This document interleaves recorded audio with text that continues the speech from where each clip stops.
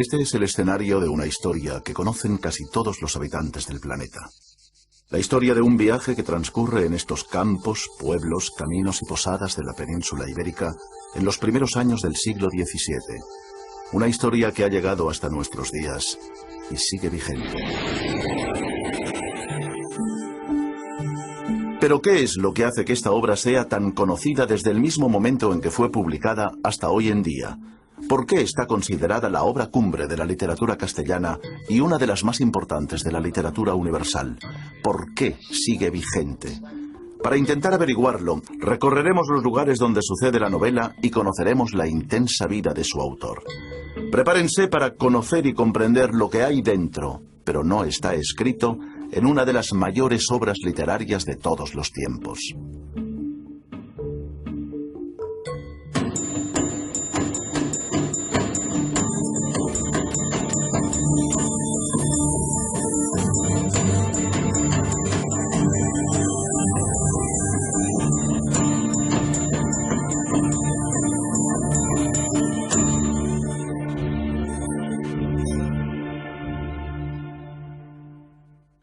Hace 400 años se publicó una obra que ha influido de manera determinante en la producción literaria posterior. Don Quijote y Sancho Panza, los personajes, o su autor, Cervantes, han aparecido en sellos, monedas, medallas, ilustraciones, billetes, logotipos, anuncios publicitarios, carteles, y han dado nombre a calles, plazas, avenidas, restaurantes, hoteles, aviones, barcos, cines. 10 años después de su publicación, había sido traducido al francés, inglés e italiano. En la actualidad, se ha traducido a todos los idiomas que tienen escritura.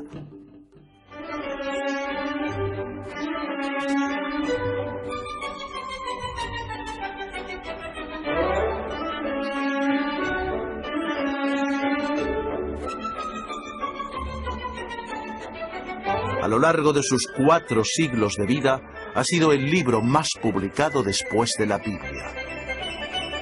Por supuesto, hoy en día casi todo el mundo tiene una opinión formada sobre la obra. ¿Es un arquitecto? Para unos es la encarnación del alma española. Un genio que se atrevió a nadar contracorriente. Era un hombre muy equivocado. Imaginaba las cosas diferentes de como son. Otros opinan que es la dicotomía que hay en cada uno de los ciudadanos occidentales. Un romántico, un soñador, un poquito ingenuo, y un poquito loco. No, era un soñador. No era un loco. Un hombre atípico. Pienso que era un ingenuo, ¿no? Para otros es la esencia misma del ser humano. Lo he empezado, pero me falta una parte. Es la historia de un hombre al que todo le salía mal. Fue un gran soñador. Es la esencia de España. Para mí era un poco... Así que tenemos un libro que ha influido de manera determinante en la literatura, el pensamiento, la filosofía, el arte y cualquier otra expresión de la creación humana. Un libro que todo el mundo conoce, pero que muchos no han leído. Bueno, al fin y al cabo, ¿cuánta gente ha leído la Ilíada, o la Divina Comedia, o incluso la Biblia?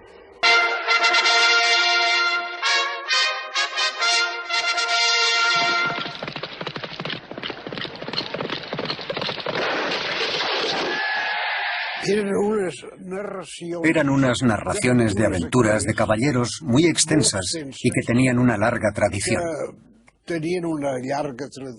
Era un poco huir de la vida normal, de aquello que pasaba constantemente, y buscar una literatura de imaginación y sobre todo de movimiento y aventura.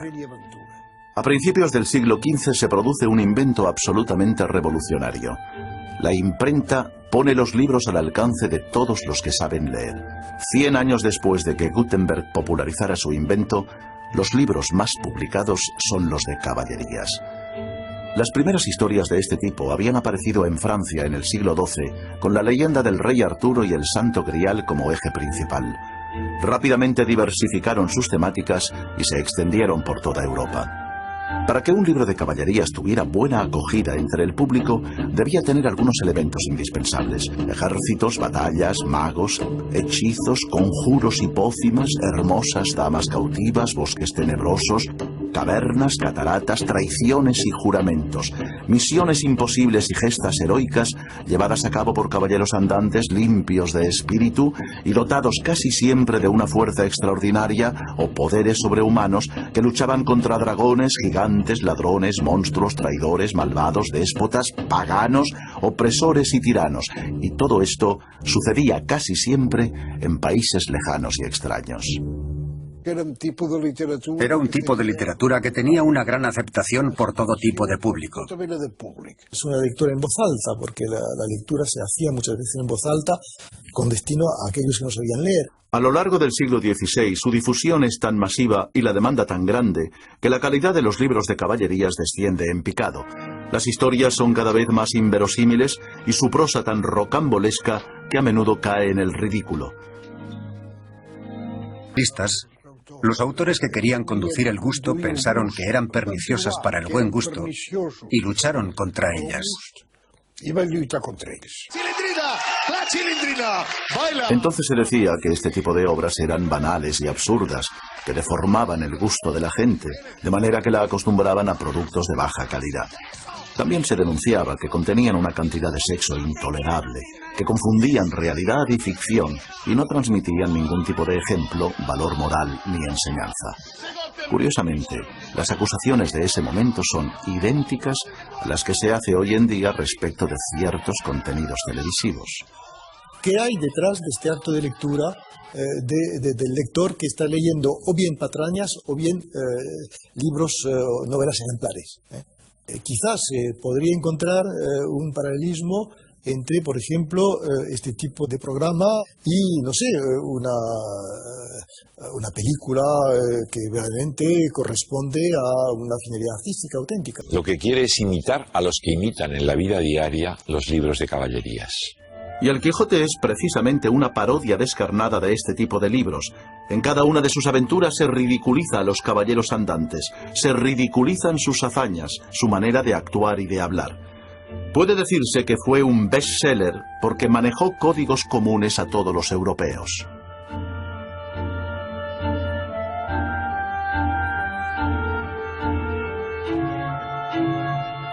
Bien.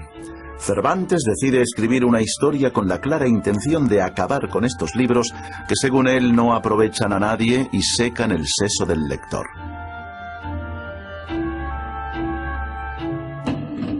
De acuerdo, pero desde el siglo XVII nadie lee libros de caballerías.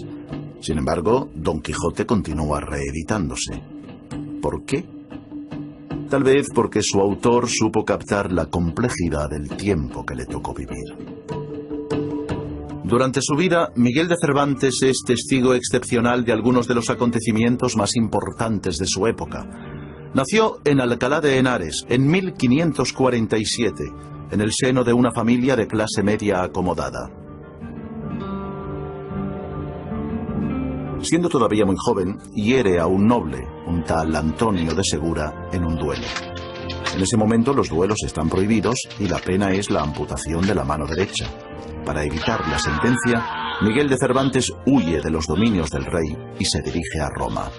Hay un cardenal que se llama el cardenal Gaspar de Cervantes de Gaete, pariente suyo, y que a lo mejor lo enchufó. Lo enchufó y le permitió entrar al servicio de Acquaviva.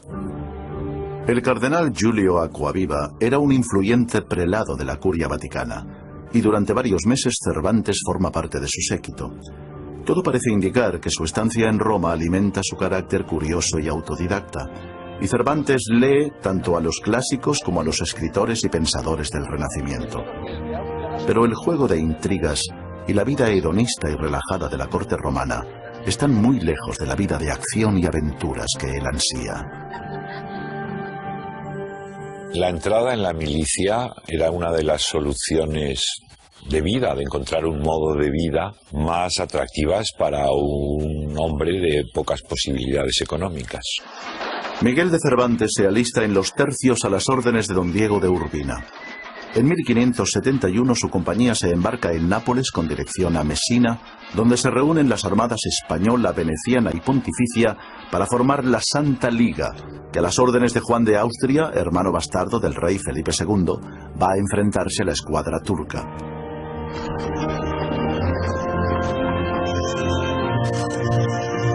El 7 de octubre de 1571, frente al Golfo de Lepanto, cristianos y musulmanes se enfrentan por el dominio del Mediterráneo.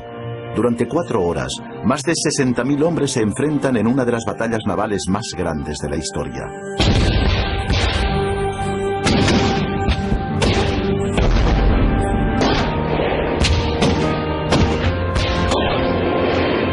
Miguel de Cervantes combate en primera línea a bordo de la galera marquesa. Tiene 24 años y continúa combatiendo después de ser herido en el pecho y en el brazo izquierdo.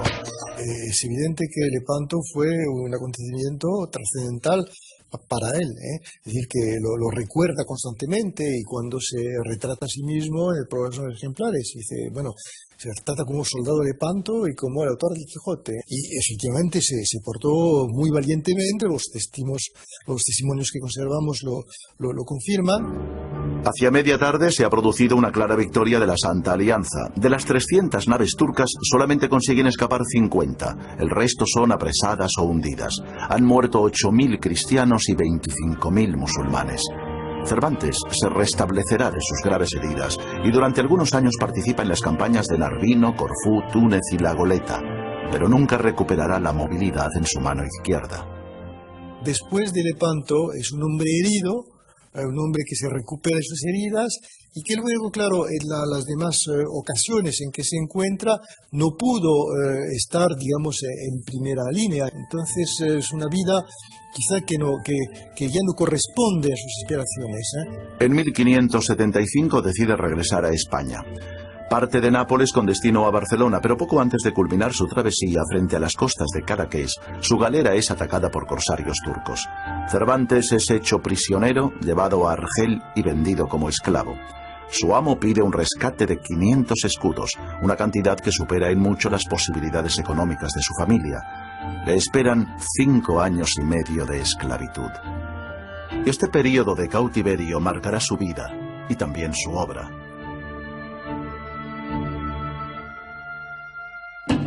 Pero hagamos un paréntesis y volvamos al libro y a la pregunta que tratamos de resolver. ¿Por qué Don Quijote sigue vigente? El Quijote es una historia protagonizada por un hidalgo. Pero, ¿qué es un hidalgo?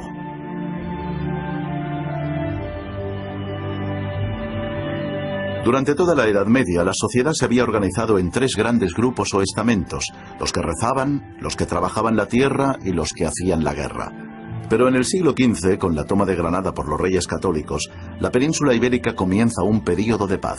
Lo que pasa es que en España hay una importancia numérica de los hidalgos que es el resultado de la Reconquista. Entonces se multiplican estos hidalgos y viene un momento en que su función guerrera ya no se justifica como podía justificarse antes. Los hidalgos son los herederos de esta casta guerrera que ha quedado totalmente desfasada. Son la baja nobleza, que según la costumbre solo puede vivir de sus rentas. Algunos se aferraban nostálgicamente a una gloria familiar que a principios del siglo XVII les quedaba ya muy lejana.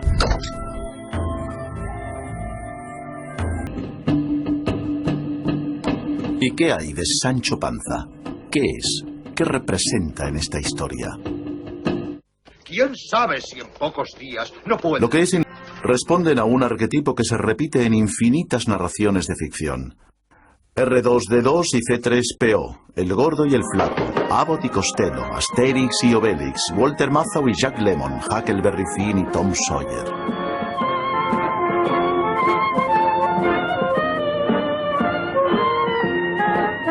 Si uno es rechoncho, el otro es espigado. Si uno es osado y audaz, el otro es conservador y algo miedoso. Si uno es culto, el otro es práctico. Si uno es pasional y desenfadado, el otro es reflexivo y formal. Hoy en día nos parece algo normal, casi evidente, pero se trata de una combinación que ha funcionado a lo largo de los siglos y que se difunde y populariza por primera vez con Don Quijote. Der weltfremde, der edle Ritter, der gegen Windmühlen kämpft, der sich dauernd Dinge erträumt und sie auch in der Realität sieht, der Phantast, der Herr auf der, und der Boden, bodennahe Diener, nicht der weltkluge Diener als Paar. Das ist eine Paarung, die wir auch in unserer Wirklichkeit immer wieder sehen. Diese Art von Konfrontation und von Paarung,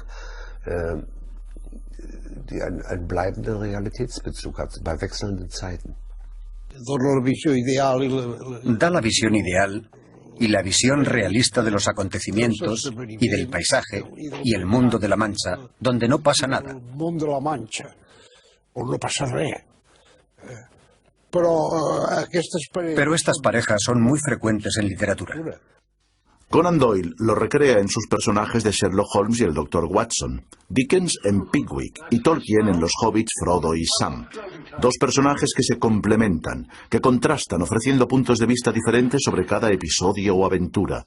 Holmes? What? This morning. Allow me to congratulate you on a brilliant bit of deduction. Dos personajes que discuten y conversan agilizando la narración, que se pelean y se reconcilian, que evolucionan, influenciándose mutuamente. Se trata de dos amigos. Ahí se han encontrado en lo mejor donde dos seres humanos pueden encontrar en el respeto mutuo, en la comprensión mutua y en esa capacidad de decir, pues aquí tengo ahora un amigo. A mí, la relación que más me interesa y que más me conmueve es que es una relación de amistad. El Quijote y Sancho se hacen amigos y son amigos. ¿Y son amigos? Don Quijote se preocupa de Sancho como una persona se preocuparía por un hijo, ¿no? Y Sancho se preocupa de Don Quijote como un joven se preocuparía por su padre o su abuelo que ha perdido un poco la cabeza, ¿no? Trata del sentido común y la pasión, la fe y la razón, el pragmatismo contra el ideal, la visión práctica contra los sueños. Ha impregnado la filosofía, la literatura, la mitología. Es una de las razones por las que el Quijote llega tan fácilmente a públicos tan distintos y también a épocas tan diferentes, ¿no? Lo único que no es ridículo son las pasiones humanas elementales, las fundamentales. Entonces, el ser humano está completamente al descubierto en el Quijote, en esa obra. Y eso, llegar a los elementos esenciales del ser humano, no va a pasar de moda jamás. Bien, quizá la obra sea un clásico porque combina personajes opuestos y complementarios, pero también combina lo trágico y lo cómico de manera magistral. Es evidente que lo grotesco y lo absurdo están presentes en Don Quijote de la Mancha. Pero para empezar, destacaremos algo verdaderamente novedoso: la comicidad visual, que entronca directamente con las películas cómicas de los primeros años del cine. La visualización virtual, digamos, de estos episodios que se teatralizan dentro del ambiente de farsa. Claro, son episodios que se prestan precisamente a una traducción plástica. ¿Qué dice este hombre? Cervantes narra los acontecimientos poniendo especial atención en componer imágenes, de manera que el lector puede visualizar lo que lee.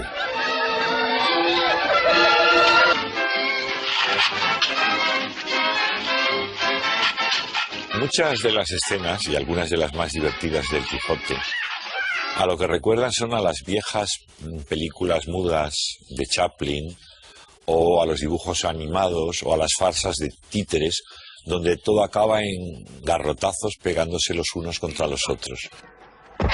Los trompazos, golpes, caídas y volteretas tan propias de las películas cómicas ya provocaban la risa de los lectores del Quijote en el siglo XVII. Y en realidad se trata de algo tan universal que continúa resultando cómico 400 años después. El Quijote o imparte o recibe golpes atroces, terribles, en razón de malentendidos, y eso, en lugar de movernos a compasión, nos mueve a risa, a carcajada.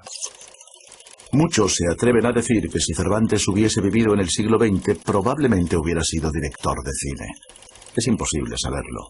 Quizá es una casualidad, pero estas imágenes de 1903 corresponden a la primera adaptación para el cine de un texto original, precisamente una película de 5 minutos sobre las aventuras de Don Quijote de la Mancha. En el famoso libro de Ludovico Ariosto, Orlando Furioso, que sin duda ha leído Alonso Quijano, el protagonista, preso de la ira, se retira a las montañas. Desnudo como un ermitaño, Orlando llora como un loco la pena de un amor no correspondido. Un episodio demasiado jugoso para que Cervantes no lo aprovechara y ridiculizara. Ya lo creo que puedo jurar que está loco. Pero además de la parodia y los gags visuales, también aparece el absurdo como forma cómica. Alza el yelmo. Por Dios que la vacía es buena y que vale un real de a 8. Con una evidente intención de ridiculizar a su personaje, Cervantes hace que recorra los caminos de España con una vacinilla de barbero en la cabeza. ¿De qué te ríes, Sancho? Hemos visto que la novela contiene altas dosis de humor, pero para muchos, El Quijote también es uno de los libros más tristes que se han escrito. Para comprender la parte trágica de la obra, haremos un pequeño paréntesis y volveremos con el autor al que hemos abandonado en una oscura celda del norte de África. Todavía está preso en Argel y ya lleva 5 años y medio en cautividad. Ha intentado fugarse sin éxito en 4 ocasiones cuando su familia consigue reunir el dinero suficiente para pagar su rescate. A su regreso a España en 1580 ha cumplido 33 años, no tiene dinero y ya no es un hombre joven. En 1585 publica su primera novela, La Galatea, una narración del género pastoril muy típica de la época que tiene un éxito relativo y no le permite solucionar sus problemas económicos. Ha estado mal sacado este trasunto de la vida de Argel. Entonces prueba fortuna con el teatro, el verdadero espectáculo de su tiempo, pero sus estrenos también pasan desapercibidos. Después, ¿qué quiere? Pues sobresalir en las letras. Es decir, yo creo que hay una ambición en Cervantes de cualquiera de las dos maneras, como combatiente, como militar o como escritor, y que esto se nota. El teatro de Cervantes, que es excelente, sin embargo, se ve reemplazado pronto, habiendo tenido un discreto éxito, por las comedias de Lope de Vega, más animadas, más imaginativas en ciertos aspectos, más irreales, más cercanas, en cierto modo, a la comedia musical que al teatro. Algo más tarde lo encontramos en Sevilla, donde trabaja como comisario real de abastos para las galeras reales, es decir, recaudador para la armada invencible que debía conquistar Inglaterra en 1588. Esto obliga al escritor a recorrer gran parte de España, con la desagradable misión de requisar cereales y aceite. Probablemente es lo peor que le puede ocurrir a alguien que se considera un aventurero.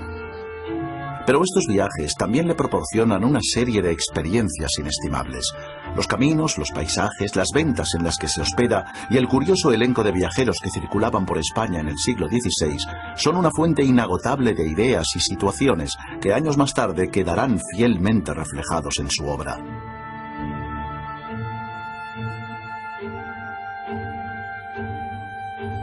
La antigua Venta del Capitán permanece a duras penas en pie después de medio siglo de abandono.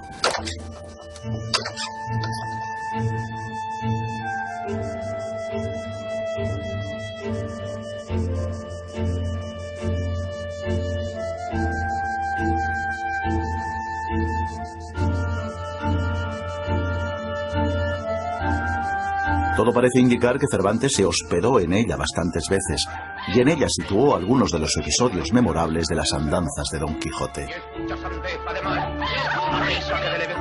En 1590, el rey se niega a concederle un oficio en América.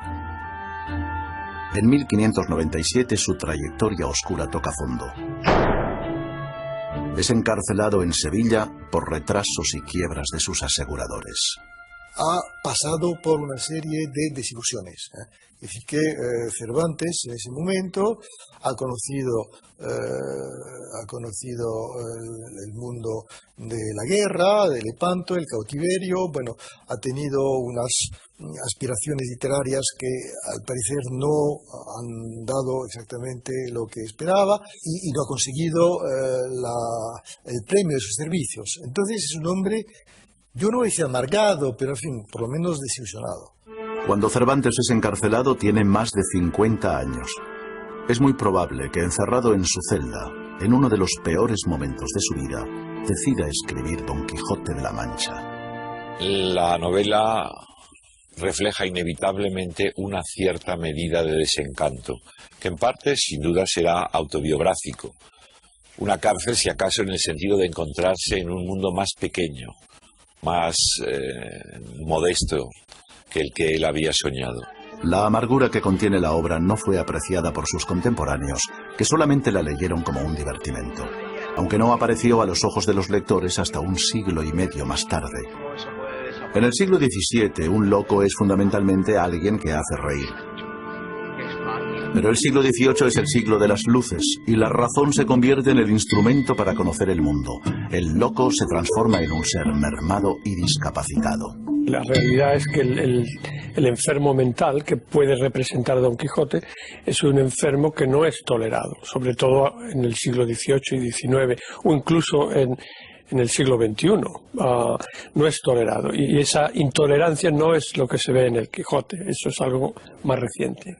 Más tarde, con la llegada del romanticismo en el siglo XIX, todavía va a aparecer una nueva visión trágica. El loco se transforma en héroe. Un héroe que tiene el valor de intentar ser lo que él quiere. Un héroe abocado irremediablemente al fracaso. Don Quijote se empecina en no ser él, en ser ese otro que de alguna forma le ha hecho salir de su casa y entrar en esa especie de mundo paralelo, onde estaría, según la definición de Rimbaud, la vraie vie, la vida auténtica. Yo creo que la parte trágica, en el fondo, quizá tenga que ver con la imposibilidad de ser otro. Bueno, como todas las grandes novelas, pues El Quijote no es una novela, es muchas novelas, y cada época, cada cultura destaca aquello que está más cerca a su propia sensibilidad, ¿no? Hemos visto que en la obra se combina lo trágico y lo cómico de manera magistral, pero no es algo totalmente nuevo.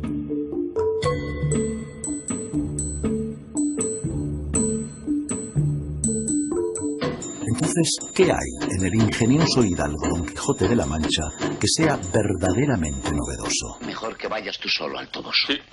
Y una vez allí le anunciarás mi visita. Toda la crítica literaria coincide en señalar al Quijote como un libro con el que nace un nuevo género. Se puede clasificar Don Quijote como la primera novela moderna, pero no seguramente el primer narrador moderno. Yo no creo que Cervantes haya inventado eso. No hay más que leer el primer capítulo de Don Quijote para ver que hay ahí mucho de un señor que se sentó, que tiene un auditorio pequeño o grande y que le va a contar una historia. En un lugar de la Mancha, etcétera, etcétera. Este es el narrador oral. Don Quijote empezó a ser escrito como un relato corto, pero Cervantes pronto se da cuenta de lo bien que funcionan sus dos personajes y decide alargar añadiendo casi 50 capítulos más. Yo creo que Cervantes improvisa mucho a largo.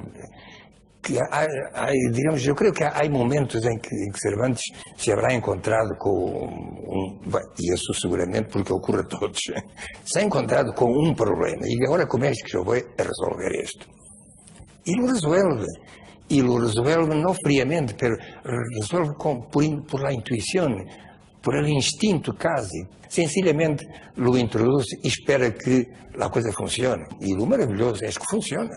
Yo creo que la novedad es total. Cervantes está primero dándonos una mesa de trucos, es decir, una posibilidad enorme de observar cómo se está haciendo una novela.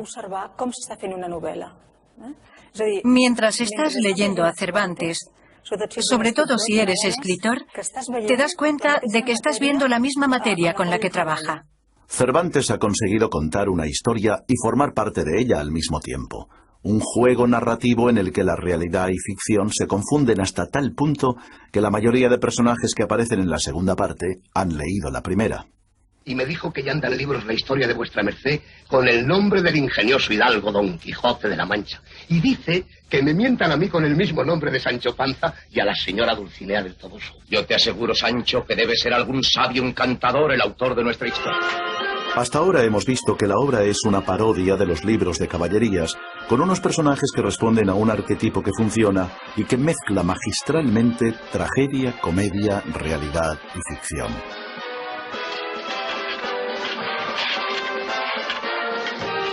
Pero, ¿qué representa Don Quijote actualmente?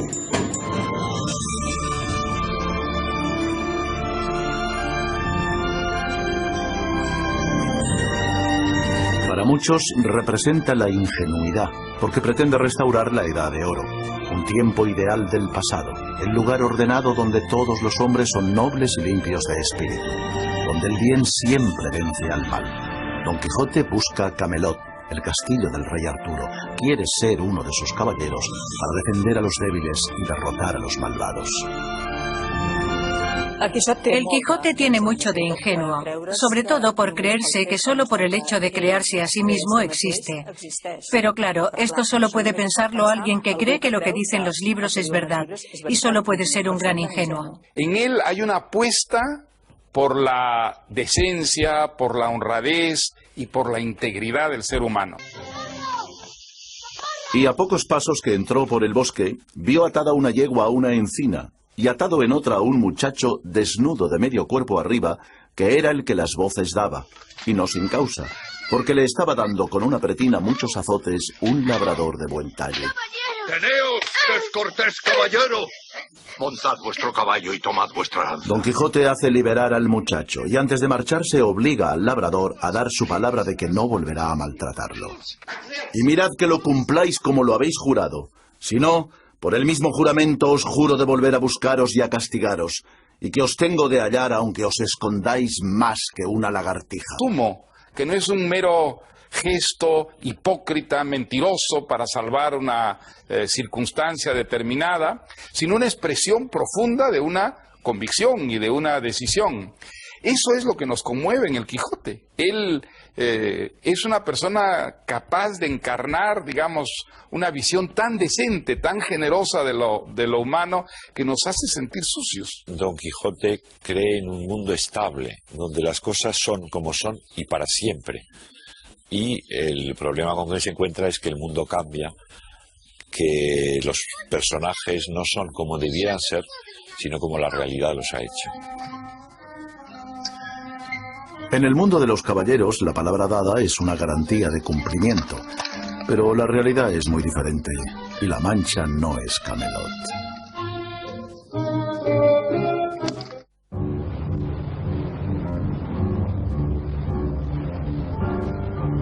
Don Quijote nos muestra una manera diferente de ver el mundo. Para algunos puede ser una forma de locura, pero para otros es lucidez. La aparente demencia de Don Quijote le permite ver cosas que otros todavía no ven. Hay algunas de las pulsiones de solidaridad pura o de denuncia pura que viven dentro de algunos comportamientos de jóvenes, sobre todo ligados a ONGs con un objetivo concreto, que sí tienen esa dimensión quijotesca en el sentido mejor del término, ¿no?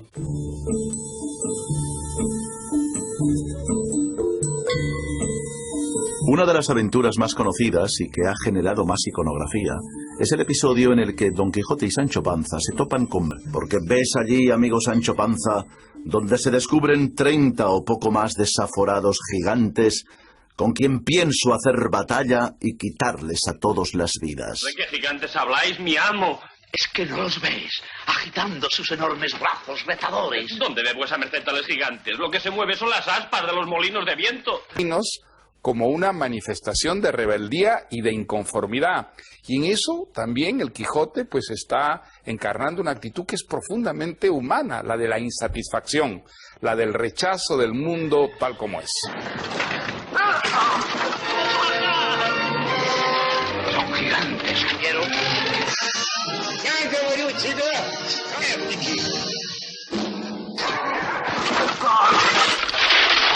Válame Dios, dijo Sancho. ¿No le dije yo a vuestra merced que mirase bien lo que hacía? Que no eran sino molinos de viento, y no lo podía ignorar sino quien llevase otros tales en la cabeza.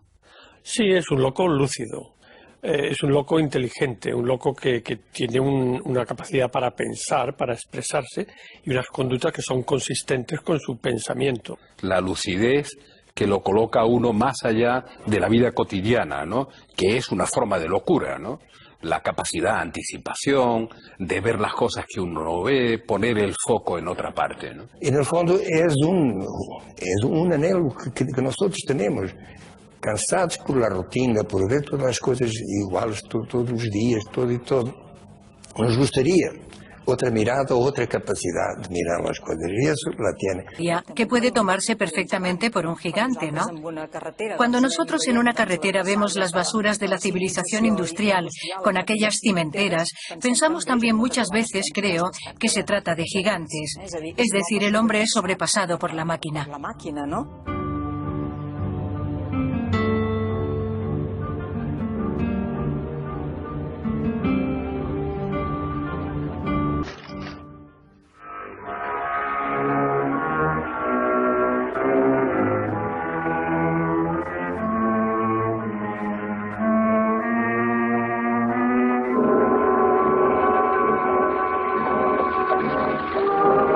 Don Quijote ha creado un mundo hecho a su medida en el que las normas de la caballería son la ley.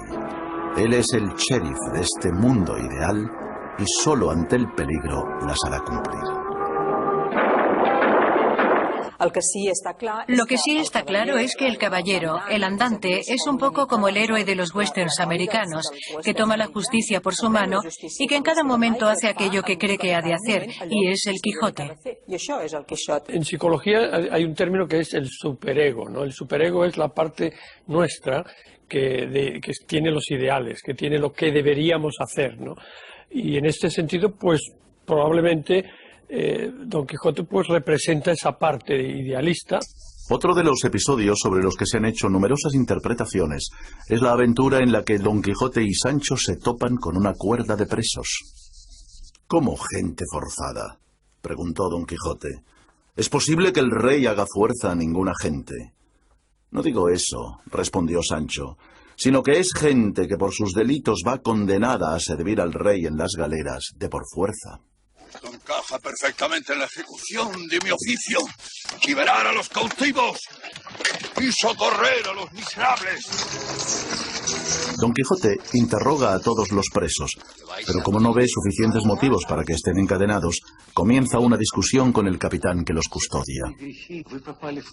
Váyase vuestra merced, señor, norabuena su camino adelante, y endrécese ese bacín que trae en la cabeza, y no ande buscando tres pies al gato. Vos sois el gato, el rato y el bellaco, respondió Don Quijote, y diciendo y haciendo, arremetió con él tan presto que sin que tuviese lugar de ponerse en defensa, dio con él en el suelo malherido de una lanzada. ¡Venga!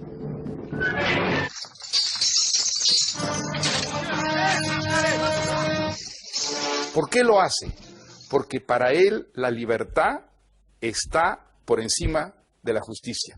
La libertad humana es algo tan importante, tan trascendental, tan sagrado, que uno puede enfrentarse a los poderes terrenales en nombre de esa soberanía libérrima que lo lleva a él a poner en libertad a los delincuentes. Y ahora, en recompensa de haberos concedido la libertad, os ordeno que inmediatamente vayáis todos al Toboso y que allí coloquéis esas pesadas cadenas a los pies de la dama de mis pensamientos.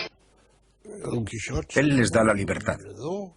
Por tanto, Don Quijote es el símbolo del libertador, de la lucha contra la opresión, contra el encadenamiento. Y ya se ha encargado Cervantes antes de explicar que todos son unos malhechores. En el presente, Don Quijote es también un símbolo de la persecución de un ideal y de la lucha por causas perdidas.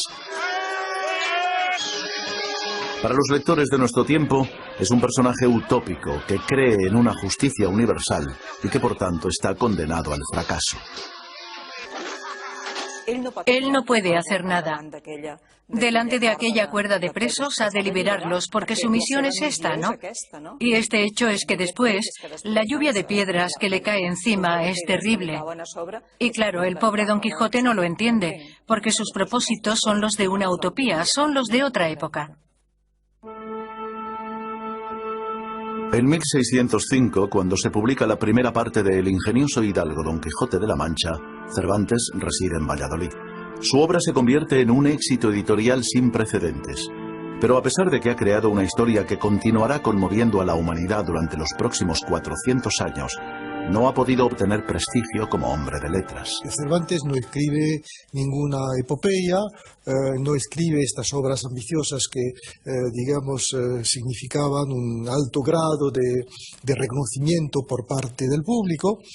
Escribe este libro que no entra en ningún... no se puede encasillar, en el sistema de organización de literatura de aquel entonces. Él está innovando. Y en este sentido sí que hace una cosa interesante. Pero quien lo lee, sobre todo, no son los más ilustrados. No son, pues, la gente que a él le interesaría. Cervantes quiere hacer una literatura de la vida, de la realidad, de la humanidad. Y eso sencillamente no estaba de moda.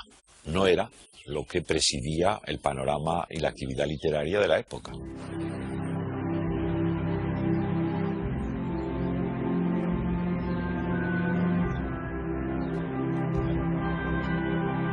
Cervantes ha envejecido y sigue sin resolver sus problemas económicos cuando a finales de la primavera de 1610 el conde de Lemos está en Barcelona haciendo los preparativos para tomar posesión de su cargo como virrey de Nápoles.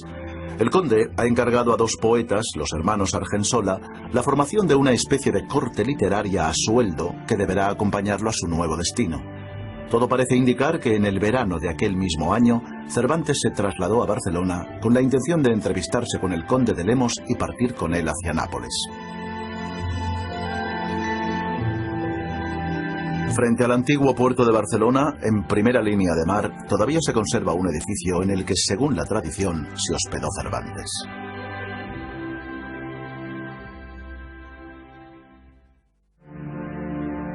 Finalmente, el conde parte hacia Nápoles sin recibirlo. Desde la ventana de su habitación puede ver cómo las naves de Lemos se alejan en el horizonte.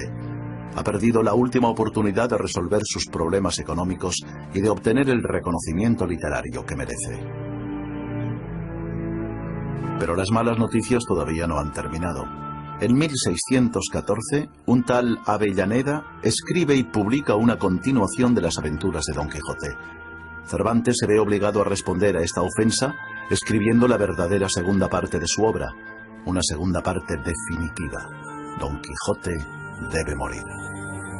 Eso lo vive evidentemente como una agresión, una agresión. Y claro, la segunda parte del Quijote es un desquite frente a Avellaneda. Don Quijote y Sancho Panza acaban sus andanzas en la playa de Barcelona. Como en numerosas narraciones de todos los tiempos, el héroe se enfrenta al duelo final. Su antiguo amigo y vecino, el bachiller Sansón Carrasco, disfrazado como caballero de la Blanca Luna, lo reta al amanecer. El derrotado deberá renunciar a su dama y abandonar el ejercicio de la caballería. La escena que más me impresiona de todo el Quijote es precisamente aquella en la que es vencido, aquí, en nuestra playa, y dice: Dulcinea es la más hermosa del mundo y yo el más desgraciado, y por tanto mátame, pero yo no puedo renunciar a decir esto. Dulcinea del Toboso es la más hermosa mujer del mundo y yo el más desdichado caballero de la tierra. Aprieta, caballero, la lanza y quítame la vida, pues me has quitado la honra. Me parece la escena más mágica. Porque es alguien que está pidiendo la muerte, pero no renuncia a su ideal, a su principio. En 400 años, el espacio urbano de Barcelona ha cambiado considerablemente. Pero a principios del siglo XVII, la playa estaba en el lugar en el que hoy se alza una escultura pop de Liechtenstein. Precisamente frente a esta escultura, encontramos la casa en la que se hospedó el autor. Desde el balcón de aquella casa se ve a la derecha Montjuïc y a mano izquierda se ve el lugar donde tuvo lugar la rendición de Don Quijote a manos del caballero de la Blanca Luna.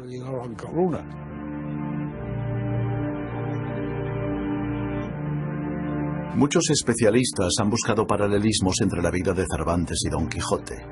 Es posible que solo sea una casualidad, pero el lugar en el que Cervantes sufrió su mayor derrota personal es el lugar exacto donde su gran personaje es definitivamente vencido.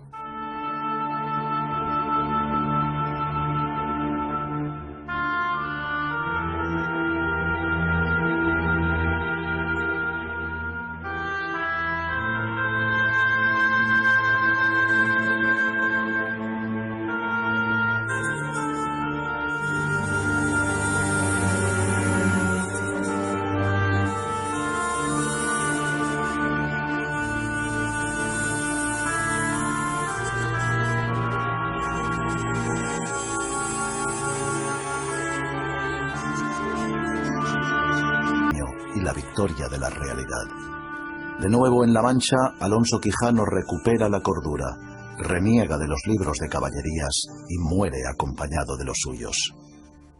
Debe morir cuerdo, debe morir tomando los sacramentos, confesando y comulgando como un hidalgo. Y ese es un premio.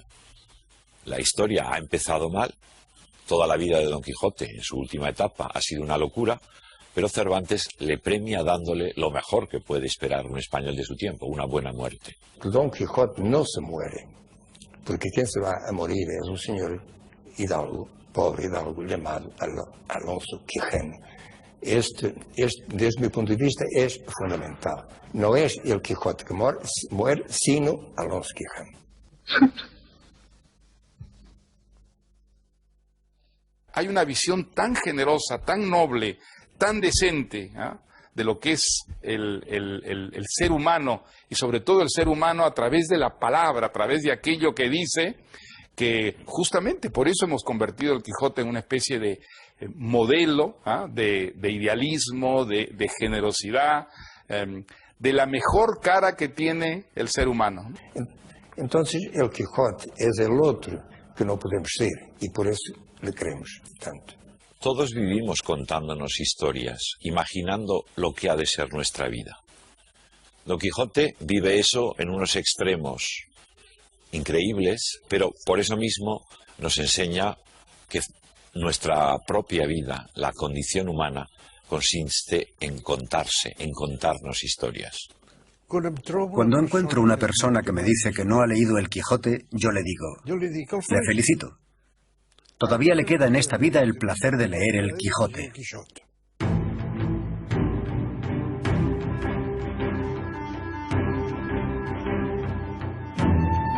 Hemos intentado averiguar por qué esta historia sigue viva 400 años después. Ninguna de las respuestas es definitiva, pero lo cierto es que este libro sigue cautivando a quien lo lee. Tal vez sea porque Don Quijote y Sancho Panza cabalgan juntos para siempre en lo más profundo del alma humana.